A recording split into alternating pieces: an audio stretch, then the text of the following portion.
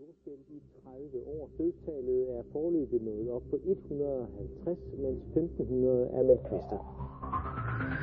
Internationale forskere har fundet spor af sprængstoffer i ruinerne af World Trade Center. I en ny videnskabelig artikel får det forskerne til at konkludere, at det formentlig ikke var sammenstødende med de to kaprede fly, der i 2001 fik World Trade-tårnene til at kollapse. Så vender vi blikket imod 9/11, det store angreb i New York. Det var nemlig formentlig ikke sammenstødet med de to kaprede fly, der i 2001 fik de to tvillingetårne til at kollapse. Det konkluderer i hvert fald en netop offentliggjort videnskabelig artikel. Internationale forskere har gjort fund af sprængstoffet nanotermit i ruinerne af de sammenstyrtede tårne, og sprængstoffet kan ikke stamme fra de to fly. Tværtimod tyder undersøgelserne på, at det formentlig i forvejen var anbragt i bygningerne, og der er altså tale om flere tons sprængstof. Niels Harrit, du har sammen med 8 andre forskere lavet den her artikel, hvor I konkluderer, at det formentlig var stoffet nanotermit, som forårsaget sammenstyrtningerne af de her bygninger. Hvad er nanotermit for en størrelse? At vi har fundet nanotermit i støvet fra sammenstyrtning af World Trade Center. Vi siger ikke, at der kun blev brugt nanotermit. Men nanotermit, hvis jeg skal forklare, hvad det er, så den sidste del af ordet termit, det er en gammel opfindelse faktisk fra 1893, som er en blanding af aluminium og pulveriseret rust, som hvis det reagerer med hinanden, udvikler en enorm varme. Der dannes i reaktionen jern, som er 2500 grader varmt, og det kan man bruge til at svejse med, det har man gjort, det er meget nyttigt, men det kan også bruges til at smelte andet jern. Men i nanoteknologien, der bliver alting meget mindre. Så de her to pulver, som man lavede i 1893, er nu om dagen nogle bitte små partikler, som er blandet umådeligt godt med hinanden. Og det betyder, at når de reagerer, så udvikles denne her enorme varme meget hurtigere. Og samtidig kan man tilsætte andre stoffer, således at nanotermitter både kan virke som noget, der giver en masse varme, men det kan også virke som et meget effektivt sprængstof. Faktisk er der mere energi i nanotermitter, end der er i almindelige sprængstof og dynamit. Og man kan også bruge det som raketsprængstof, så det kan bruges til det hele. Jeg var inde og google på nanotermit, og der er faktisk ikke skrevet så forfærdeligt meget om det. Er det et bredt anerkendt videnskabeligt stof, som man opererer med, eller er det så nyt, at det er næsten ukendt for mange andre fagfolk? Altså det er en samlet betegnelse for en masse materialer, energetiske materialer, der har energi. Og hvis der ikke er så mange, der kender det, så skyldes det måske, at civile forskere, som jeg, ikke beskæftiger sig normalt med sprængstoffer til hverdag. Og med hensyn til mine kolleger inden for det militære forskningsapparat, så må du hellere spørge dem, fordi jeg ved jo ikke, hvor meget de er på forkant med nanoteknologi. Men altså, I har fundet det her stof i World Trade Center, og hvorfor mener I, at det har fået bygningerne til at kollapse? Ja, det er jo sprængstof, og hvorfor skulle det ellers være der? Men det er varmeudviklingen, I mener, der simpelthen har smeltet stålkonstruktionerne, som jo ellers skulle kunne holde bygningerne oppe, at det er i virkeligheden det, der har fået bygningerne til at kollapse som korthus? Ja, hvis jeg skal svare på det helt præcist, så ved vi det ikke endnu. Fordi det materiale, vi har fundet, har mulighed for både at fungere som sprængstof, som altså direkte slår tingene over, og det har mulighed for at smelte stålet. Sandsynligvis er der brugt begge slags. Altså det er min egen opfattelse af det, at der er en lang periode inden tårnene styrter sammen, hvor det for eksempel vælter med smeltet metal ud af det sydlige tårn flere minutter inden. Og det er et tegn på, at der er en proces inden selve sammenstyrtning, hvor man har svækket hele strukturen. Og så kommer der mere konventionelle, regulære sprængstoffer ind til de der. Selve sammenstyrtningssekvensen skal være enormt godt synkroniseret. Altså det er jo en hel række sprængninger, som man kan se hele vejen ned, når tårnene styrter sammen. Hvor store mængder taler man om? Hvor meget skal der til?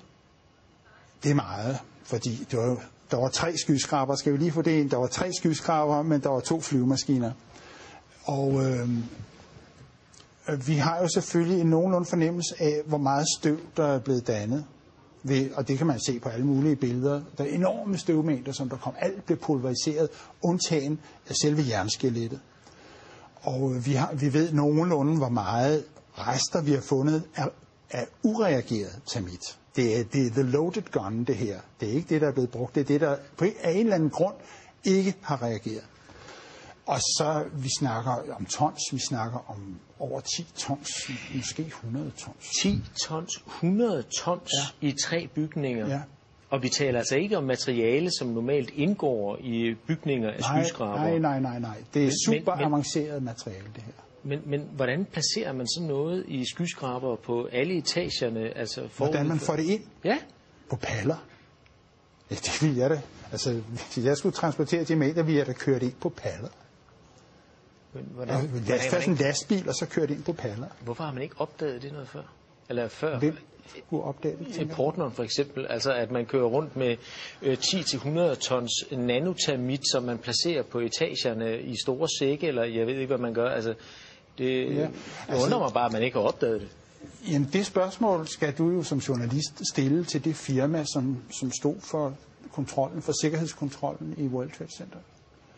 Men I er i hvert fald ikke i tvivl om, at materialet har været der. Ja, det er sådan videnskab. Du kan ikke rigtig snyde der, at vi har fundet det. Og det er ureageret termit. Hvilken modtagelse har jeres artikel fået rundt omkring i verden? Altså det er jo helt ny viden for mig også. Ja. Nu udkom den altså i fredags, så det kan vi ikke rigtig sige endnu. Men selve, der er ikke så stor nyhedsværdi i det her, som du måske tror. Fordi at de 3 skyskrabere blev revet ned, det er der 100.000 vis af mennesker over hele verden, der ved. Fordi det har været krystalklart længe af mange andre grunde, end det jeg kommer med her. Det her, det er kun det sidste søm i kisten. Altså, fordi, som sagt, det er ikke the smoking gun, det her, det er the loaded gun. Og antallet af mennesker, som indser, at World Trade Center blev revet ned, de vokser med tusindvis om dagen. Det er ikke noget, du bare sådan kan stoppe, så det skal nok komme. Hvordan kan det være, at man ikke har opdaget, at der har været nanotermit i bygningerne tidligere? Altså, vi har jo snart 10-års jubilæum på terrorangrebet, og det kan jo egentlig undre, at man ikke har fundet det tidligere. Altså i støvet, mener du? Ja. Det blev fordi det er lidt tilfældigt, at der også er en, der kiggede på støvet i et mikroskop, og det er sådan nogle små røde chips, altså de største er en millimeter, og ned efter. Så de allerstørste kan du se med det blotte øje, men langt de fleste af dem skal du altså have et mikroskop frem for at finde. Og så det var lidt et tilfælde, det er lidt over 2 år siden, at der var en, der opdagede det.